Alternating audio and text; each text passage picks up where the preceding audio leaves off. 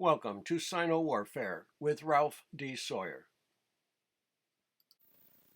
Feigned retreats and pseudo-defeats were so extensively employed in China and the West that fully recounting them would require a lengthy book. Frequently exploited to great advantage, their impact in facilitating astonishing victories over the centuries greatly exceeded that of every other ploy. They excelled in drawing enemies forward into ambushes or onto terrain where strong flanking forces could envelop them. But they were also used to lure opponents into capturing and consuming poison wine and provisions, as we discussed. Although pseudo-retreats often consisted of nothing more than misinformation leaked about imminent movement, in scope and complexity they range from seemingly initiating the activities preliminary to withdrawing to actually setting vast armies in motion. External peoples and indigenous populations both resorted to them, even though the latter purported to be more civilized, intelligent, or honorable than the supposed barbarians and miscreants confronting them. The term feigned retreat, of course, is essentially misleading because the ploy normally requires a portion of the operational forces, possibly even the entire army, to actually withdraw.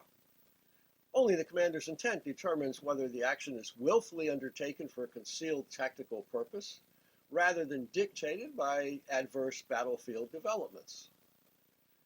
Complicating any analysis, the term was somewhat indiscriminately applied after it was repeatedly employed with marked success, and the feigned retreat came to be regarded as somewhat orthodox rather than unorthodox. Moreover, several famous clashes that are said to have turned upon feigned retreats actually took advantage of other measures designed from the outset to render the enemy susceptible to attack.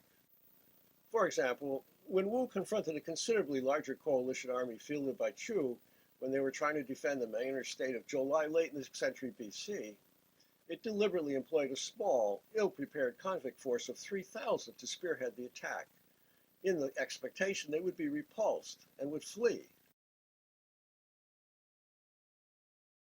Their chaotic flight in the famous battle at Chengpu drew their disordered pursuers into a canine-like development, where they were quickly slaughtered. When the survivors turned back and fled into Chu's lines, Wu further stimulated the chaos, developing the enemy's ranks by releasing recently captured prisoners with disinformation about the deaths of various enemy commanders. Their reports augmented the fear and consternation already being experienced in Chu's forces, setting the stage for a rout.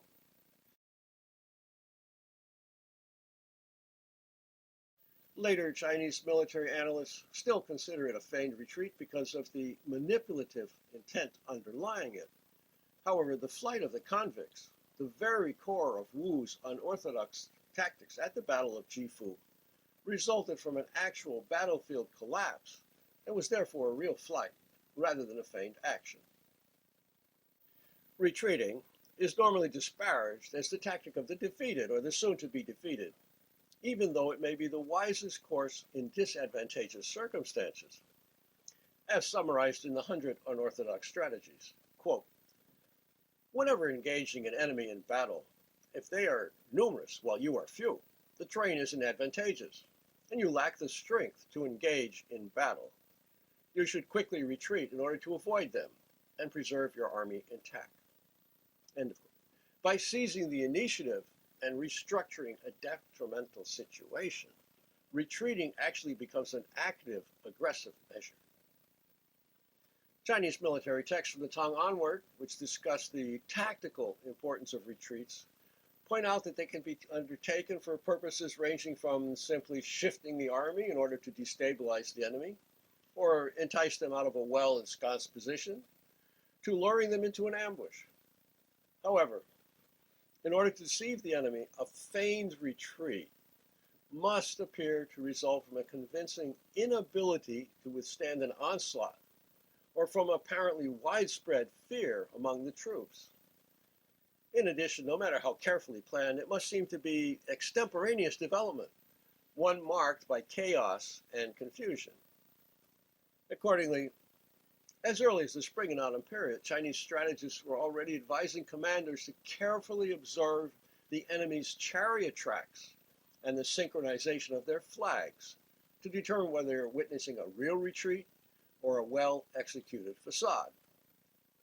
The consummate Tang Dynasty general Li Jing subsequently provided an often-cited summary of the important criteria. Quote, whenever soldiers retreat with their flags confused and disordered, the sounds of the large and small drums not responding to each other, and their orders clamorously shouted out, it's a true defeat, not an unorthodox strategy.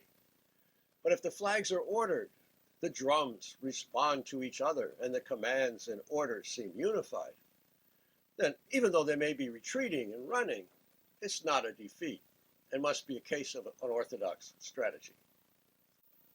However, it might be noted that assuming good order indicates a facade just dismisses the possibility the enemy's contingents might have been well trained to execute this highly disruptive measure.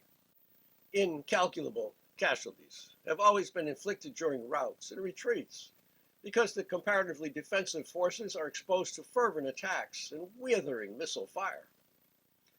Most of the Chinese writers therefore advocate attacking them on the principle that confusion always makes the enemy vulnerable.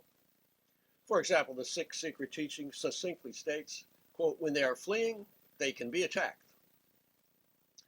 Nevertheless, retreating forces present commanders with a dilemma. If they fail to exploit an apparent victory, something Sunzi advocated strongly, it will allow the vanquished time to regroup and mount a strong defense. But overzealous pursuit will almost certainly disorder the army, making it vulnerable to a counterattack or an ambush, and might even force the enemy onto fatal terrain, where they will fight desperately to the end. Furthermore, intense battlefield emotions don't just preclude well-pondered decision-making, but they also make controlling the behavior of exhilarated troops that have long been entangled in a death struggle nearly impossible. Sudden retreat or unexpected flight often prompted reckless pursuit, particularly when rewards, frequently soldiers' sole motivation in antiquity, could be gained, which made the ploy of bait entirely possible. Complete armies were then often slaughtered, including prisoners and the inhabitants of long-besieged cities. The classic Chinese military writings also value the feigned retreat because of its ability to manipulate the enemy and facilitate executing unorthodox strategies and, of course, ambushes. The downside is that once induced, disorder is difficult to stem but easily exploited. Effectively implementing the deceit of a feigned retreat under fire requires strong organization and great self-control, since the discipline is prone to breaking down the chaos of large-scale, hasty movements. In fact, one of the greatest debacles ever witnessed in Chinese military history occurred in 383 AD at the Battle of Fei River, when Fu Jian, who was the emperor of Eastern Jin, China was fragmented at the time, allowed himself to be persuaded by Xie Xuan, commander of Qin's significantly outnumbered forces, to withdraw his vast army somewhat when they confronted each other across the river, so that Qin's troops might ascend the bank before they properly commenced their conflict. Why he did so in the light of Song's earlier debacle at Hong River remains a complete mystery. Despite these issues, numerous historical exemplifications having become well known and the deceit of pseudo-flight eventually becoming so common as to virtually be orthodox, feigned retreats still manage to ensnare the headstrong and the unwary. Moreover, feigned retreats even acquired a derivative employment by making a withdrawal conspicuously appear to be a deliberately executed feigned retreat, a ruse intended to lure opponents into an ambush rather than a flight necessitated by circumstances. The enemy could be deterred from active pursuit, much in the mode of the empty city ploy previously discussed. Now, although bronze inscriptions indicate feigned retreats were already being employed during the Western Zhou, the ploy's first recorded use dates back to the spring and autumn period. It's recounted in the first of our battle talks in 714 BC, slightly more than half a century after external pressures compelled the Zhou to shift their capital eastward. The Duke of Zheng adopted it in order to prevent the northern Rung infantry from outmaneuvering his chariots. He then exploited the enemy's discernible lack of emotional solidarity by ambushing the pursuing forces and inflicting a severe defeat.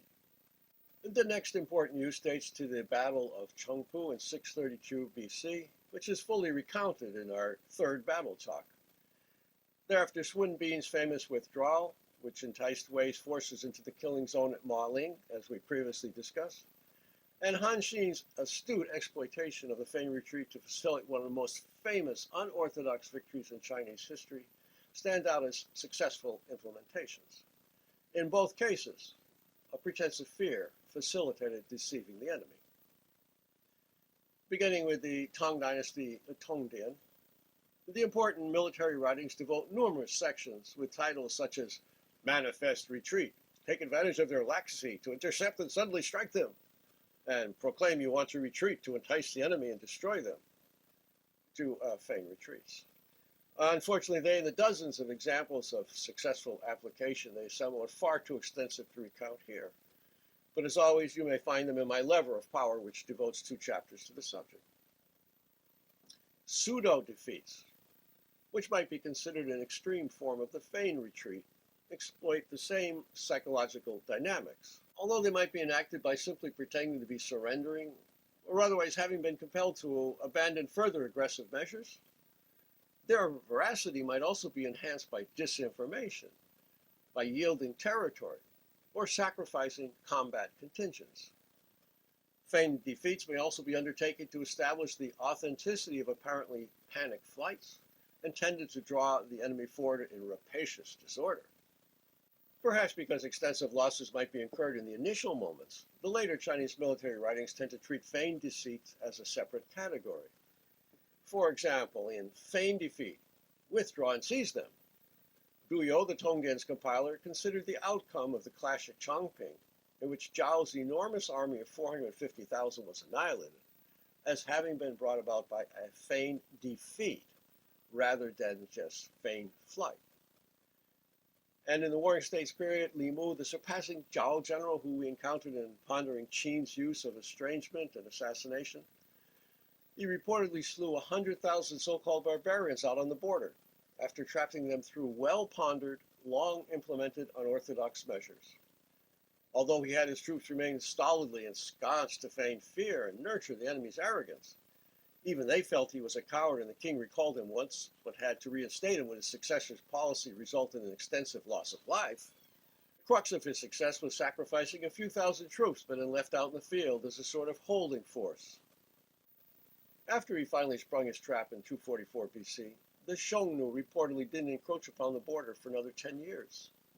For the dead, it was a real defeat, but in the large, merely another deceptive measure, for which later Confucian commentators soundly condemned him.